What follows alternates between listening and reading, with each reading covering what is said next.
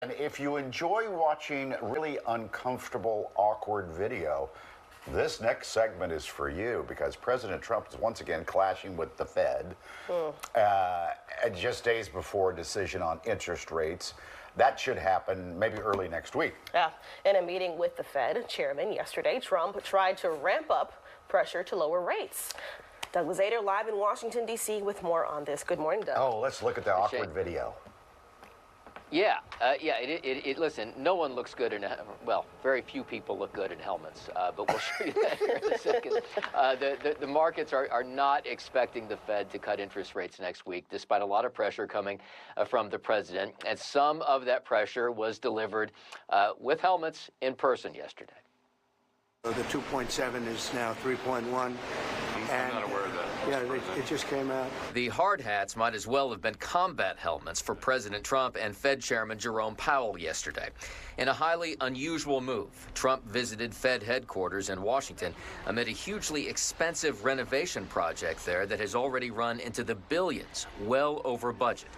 With a career in real estate development, what would Trump have done to a project manager with those kinds of overruns? Generally speaking, what would I do? I'd fire him. But Trump says he is not planning to fire Powell, despite openly flirting with the idea. A firing could destabilize markets. What Trump really wants is lower interest rates at a Fed meeting next week to give the economy a boost, something the Fed is unlikely to do because of uncertainty of tariff-driven inflation. If the meeting is next week, I'd be voting for a rate cut. One potential successor to Powell is former Federal Reserve Governor Kevin Warsh, who has made his views clear. But with so much tariff uncertainty ahead of an August 1st negotiating deadline, the Fed is more likely to push any rate cuts back to September. And for the president, the economy remains a strength, but his advantage may be slipping. Our Fox News poll shows that Republicans enjoy just a 1-point lead on overall economic concerns over Democrats. That's down from 15 points ahead back in 2023. And Democrats are now +1 on inflation.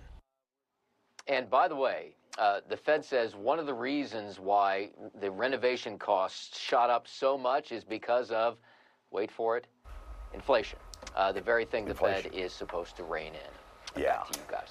And when the Fed chairman fact-checked the president, that was another awkward moment. Very awkward.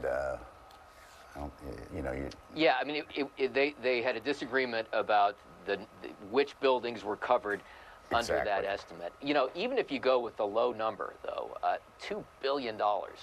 It's stunning. A lot of money. Stunning, for sure. Yeah. Yeah, my house would look pretty good with $2 billion thrown into it. I think so. Solid. Not bad. At a screened-in porch. Doug, have a good weekend. We'll see you Monday. Good to see you. Well, another